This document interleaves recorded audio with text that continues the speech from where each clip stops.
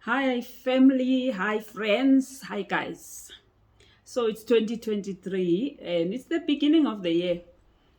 While we have time, we talk about what we can do better in 2023. So I thought today I should just share my story, my own journey in terms of 2022. Before I can get into 2023 and plan for 2023, I have to look at 2022 and review. And I'm going to share that. So if you are new here, welcome to this YouTube channel, The Anchor for the Soul. This is Collie. Let us go to the beginning. Some of you may ask as to what were your goals and objectives in 2022? And I'll share them just now. So I want to share today the goals that I had that were successful. And what is the reason for that? This comes on the heels of what we spoke about in the previous episode, where we talked about the Lord rejoices to see the work begin. And I'm mentioning this because some of you, even for 2023, you are not going to put down any goals, have any vision, because you have the fear that you might fail. And therefore, it's better not to have anything to measure you by. So I've had my goals for 2022, and now I am going to share them. Please have goals, have a vision, because when you have a vision, you have something that you are driving towards. You always know where you are aiming. You always know what you want to achieve. Now, on that note of people being scared of setting goals, a friend of mine shared this wisdom, which I liked. She said that I set goals. I look at the goals where I have achieved. I look at the goals where I fell short.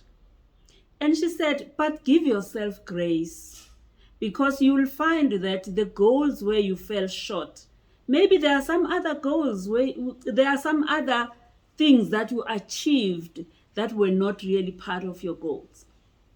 Let us take, for example, that you wanted to study in 2022 and you didn't come around to do it. But you may find that in the workplace where you are, they then sent you to a course that took long, like 6 months, and you had not planned for it. It's not part of your goal. It's not in your goals, but you achieved something. It means you need to consider that and say, I didn't achieve this side, but I did achieve something that was not really planned for. So you need to look at goals that were planned and achieved. 2, goals that were planned and not achieved. And then you look at what was not planned but was achieved. That is very important. That's very profound. Give yourself grace by owning the imperfect perfection. We cannot always do things like perfectly. Okay, let's go. One of my goals in 2022 was to embrace a healthy lifestyle. Embrace a healthy lifestyle. Interestingly, in 2022, I shared several times about hypertension, which I will link on this episode, because I was diagnosed to be having hypertension. It was just at the beginning, at the intermediate stage.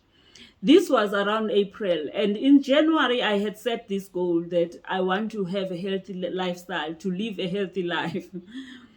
I struggled for a while, but I'll link these episodes about hypertension where you may learn what happened. Then I went beyond to say what else that I need to do. One of the areas that I wanted to achieve was to stay away from red meat. It was a challenge, a huge challenge, because those who know me, they know I love meat. I love red meat. I love meat in general. I'm not a vegetable person, but I had to look at it squarely and say, I have to stay away from red meat. I'm not saying here for everybody that eating red meat is bad or anything like that. Let me tell you my reasons for wanting to stay off red meat. I have been not diagnosed as such, but I've done some tests. You know, these tests that we do at work where they do a finger prick and they test something. About 10 years ago, I was told that my cholesterol is on the elevated side. And you know, cholesterol is not something that makes you sick, that you cannot stand up or that you lie in bed because you are sick. You walk around and your cholesterol keeps climbing and climbing. I was aware of this thing, but like I said, I struggled to stay away from things that contribute. And I need to mention this to say that it is not only red meat that may contribute to an elevated cholesterol. There are other things like certain fats that we eat, like the margarines and butters. They contribute. The certain foods that we may not really realize that they have a huge fat content, and we may eat a whole lot of them. Like nuts. Nuts are healthy, but you know, when we eat nuts, we don't eat that handful that is advised. We eat a whole pack. So, yeah, I knew I had an elevated cholesterol, and I keep trying. While I'm talking about this, I need to mention to you to say there are many people, even this year, who would like to live a certain life, who would like to achieve a certain thing, who would like to lose weight, and they struggle. They keep on trying and fail. They try and fail. I'd like to tell you a few stories where I was as well, where I reached the point where I reached out to God and I said, God, I am not able to do this thing on my own. I'm not able to do this thing on my own. I need your help. That brings me to that first point that says you need to reach that point where you say, I'm tired of failing on this thing. I'll use an example of my father-in-law who's passed, God rest his soul. My father-in-law, he tells us as a young man, he used to drink alcohol. And in those days, they used to drink the African beer. And yes, maybe if you were affluent, some beer now and then. They used to drink this thing and they used to get so drunk. And my father-in-law was a teacher. And he was a famous teacher because he was a choir master. He was so good. They tell us, my mother told us, and he told us, he used to be, they go out and into these competitions and he would be a choir master and they win, and then he would go and drink. He says he reached a point when he was so tired, he realized that he didn't want to drink anymore. But his human nature, his flesh, kept dragging him back. He says one day, I reached a point and I said, I am tired. And he told God, he said, God, walk with me, please. And he went and bought this alcohol. And he says, I put it on the table in front of me. And I spoke to it. And I said, today is your last day. Today I stop consuming you. I am tired of you taking over my life. And you know, I believe that deep down in his heart, he meant it. He said, no, I'm done with this.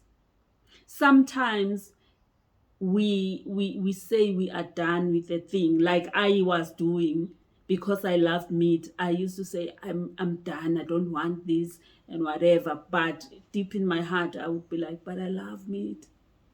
But I reached this point last year where I was like, I am done. I don't want to live in this concern of this silent thing in my body is corroding my system. That was the one point. The second point was that I think I've mentioned this too several times in these podcasts. God has given me another chance at life Because in 2018, I went to sleep. I was sick. I went to sleep, had taken medication, and I was woken up by the voice of God saying, the devil is a liar. The devil is a liar. I didn't understand at that time because, yes, it was a dream. But when I woke up, I was reacting to medication. I was swollen all over my face. My throat was this big. My mouth was... And I realized that God woke me up. If he hadn't woken me up in that moment, I would have passed on. So I realized this and I say to myself, God has given me another chance at this physical life, and I must take it and run with it and hold it with both hands. And I must honor God even in my physical body. So, excuse me. So that is how I arrived at this, where I said, I am done. I am tired. I am over red meat. Let me tell you, I did exactly the same thing that my father-in-law did. I went to the shop, I bought red meat that day. I made red meat for my family and I put it here. And as I was making it, I was praying over it. And as they were eating it, I was talking to myself saying, I'm done with you. And from that day onwards, it's been 3 months now. And I know I will go on. I haven't had red meat. So that goal was achieved. It has been achieved. It's been 3 months. As I was getting to the end of the year, I actually was reaching a point that says, wow, this goal I will not achieve. It's just one of those that got away. But one day, I was actually listening to someone talking about his story as well, getting over alcohol. And I said, God is able. Because that person said, I even told God that please give me a heart that I do not even hunger for it. I do not yearn for it. So I said to myself, that is what I'm going to do. Now, to anyone out there, I have just discussed one point, so I'll see. Maybe I'll have another episode discussing this. I hope you get something out of this to say you can still do it. You can have a goal for 2023 and pray over it and look at it every day, meditate over it, and tell God that this is what you need to achieve. And if God put it in your heart, God will walk with you. In conclusion for today, I would like to just have this quote. I will not quote it properly, but it says, if you aim for the stars and if you don't make it, you will fall on the rooftops. But if you aim for the rooftops and you don't make it, you will fall to the floor or to the ground. So I am saying today, aim at something. Aim at what you want to achieve. And aim very high to the point that your goal makes you scared. Because if you don't achieve it completely, at least you will achieve something. You will fall onto the rooftops. You still have done something.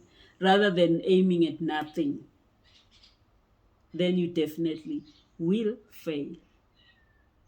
Thank you so much. Have a lovely day. We'll see you in the next episode. Cheers.